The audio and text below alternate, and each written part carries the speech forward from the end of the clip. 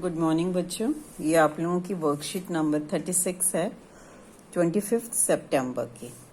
Chapter 12 cover हो रहा है इसमें, area and perimeter.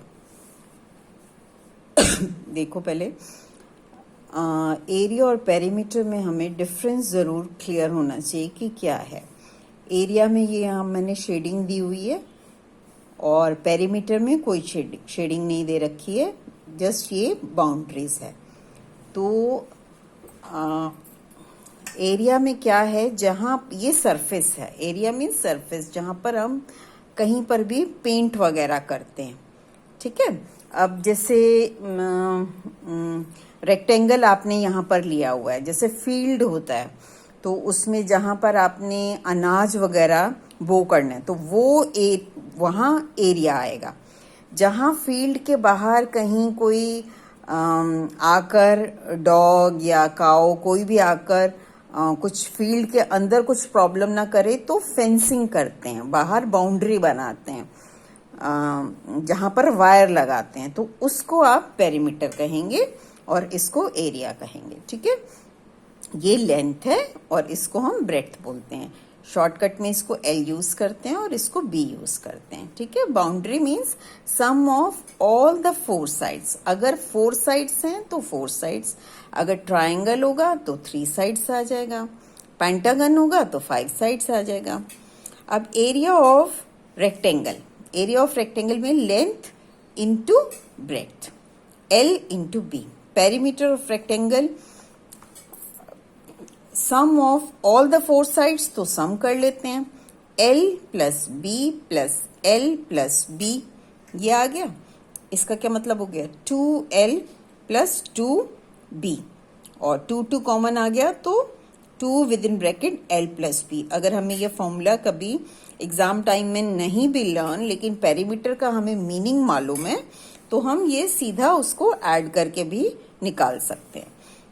Area of triangle क्या रहता है, half into base into altitude या हाइट। हाइट क्या रहता है, जो हमने परपेंडिकुलर ड्रॉ किया हुआ है वर्टेक्स से, और बेस मीन्स दिस थिंग, नीचे का यहाँ पर। ठीक है। तो पेरीमीटर ऑफ ट्राइंगल क्या है, ऊपर भी बताया मैंने, सम ऑफ ऑल द 3 साइड्स, जितनी भी साइड्स हैं उतने का सम पेरीमीटर कहलाएगा। अब area of right angle triangle, right angle क्या होता है, 90 डिग्री। ठीक है। यहाँ पर तो ये बेस है मेरा, ये हाइट है हमारी, तो half into base into height, तो BC इंटू AB, और हाफ वहीं का वहीं लगा हुआ। अब area of equilateral triangle, equilateral का क्या मतलब होता है, in which all the sides are equal. तो एक इक्विलेटरल ट्राइंगल बनाया है, ये साइड साइड साइड मीन्स तीनों की सेम साइड है। सपोज अगर मैं यहाँ पर 2 ले लेती हूँ तो ये भी 2 और ये भी 2। एरिया ऑफ इक्विलेटरल ट्राइंगल का हमारे पास फॉर्मूला रहता है √3 by 4 side square. Next question देखो, find the area of equilateral triangle whose side is 10 centimetre. तो एक इक्विलेटरल ट्राइंगल बना लेते हैं, 10 सेंटीमीटर 10 सेंटीमीटर 10 सेंटीमीटर। ये सेकेंड पार्ट है, बाद में डिस्कस करते हैं। अब area of equilateral triangle, formula लगाया √3 बाय 4 इंटू साइड स्क्वायर, और √3 बाय 4 साइड कितनी है भाई, 10 है, तो 10 स्क्वायर। अब नेक्स्ट स्टेप में 10 स्क्वायर खोल दिया, 10 इंटू 10 कट रहा है, मैंने पेंसिल से काटा, आप लोग अपना पेन से काटेंगे। 2 2 जा, और यहाँ पर 2 5 से 10, फिर 2 से ये 10 कट रहा है तो 5, 5 इंटू 5 25 आ गया, √3 सेंटीमीटर स्क्वायर। एरिया की यूनिट क्या रहती है, जो भी आपको यहाँ पर यूनिट दिया उसका स्क्वायर। अब सेकंड पार्ट क्या है हमारा, find its height also. Height means यहाँ से हमने वर्टेक्स से क्या डाला, परपेंडिकुलर ड्रॉ किया इसके ऊपर, तो this AD is the height है। अब देखिए यहाँ पर चाहे ये वाला ट्राइंगल ले लूं या ये वाला ट्राइंगल ले लूं, इसमें this is right angle triangle, क्योंकि 90 डिग्री है तो राइट एंगल ट्राइंगल हो गया। पाइथागोरस लगा सकते हैं, that means hypotenuse square equal to base square plus perpendicular square.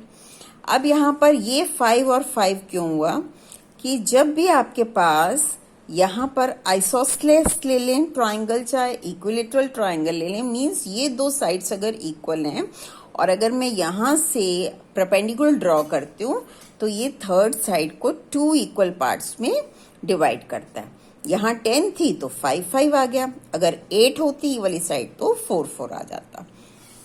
ठीक है, तो हाइपोटेन्यूज मेरी कितनी हो गई 10, बेस कितना हो गया 5, तो 10 square equal to 5 square plus AD हमने हाइट की है, परपेंडिकुलर किया तो एडी स्क्वायर।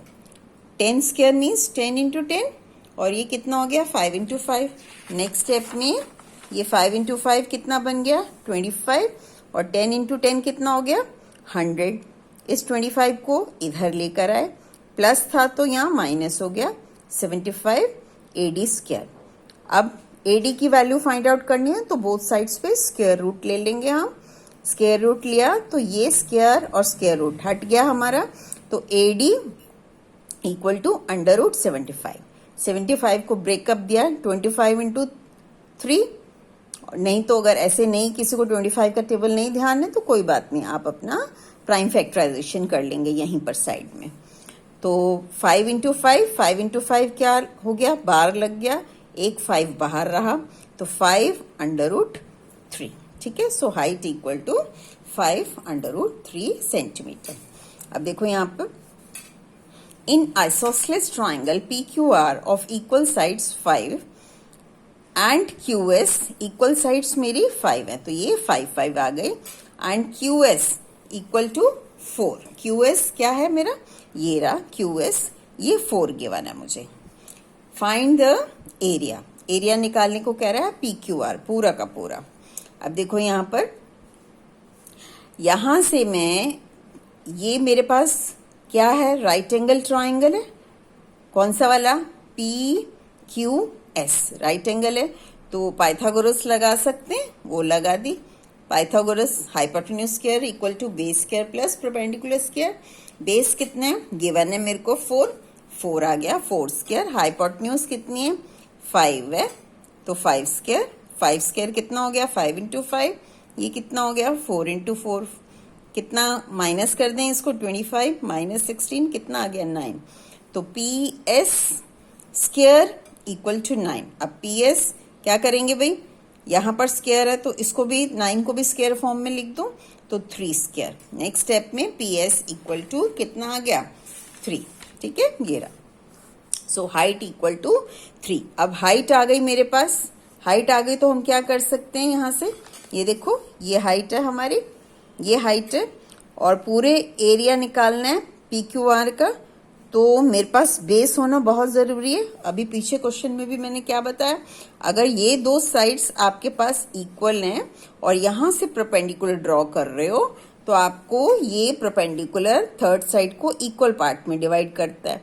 ये 4 दिया हुआ है तो इसको भी 4 होना पड़ेगा, तो टोटल कितना हो गया 4 + 4 8 आ गया। ठीक है, अब हाइट हमने निकाल ली, बेस हमारा 8 है तो सीधा फॉर्मूला लगा देते हैं, area of PQR triangle half into base into height, base 8 हो गया और ये हाइट हमने 3 निकाली, 2 और 8 यहाँ से कट गया 4, 4 इंटू 3 12 सेंटीमीटर स्क्वायर।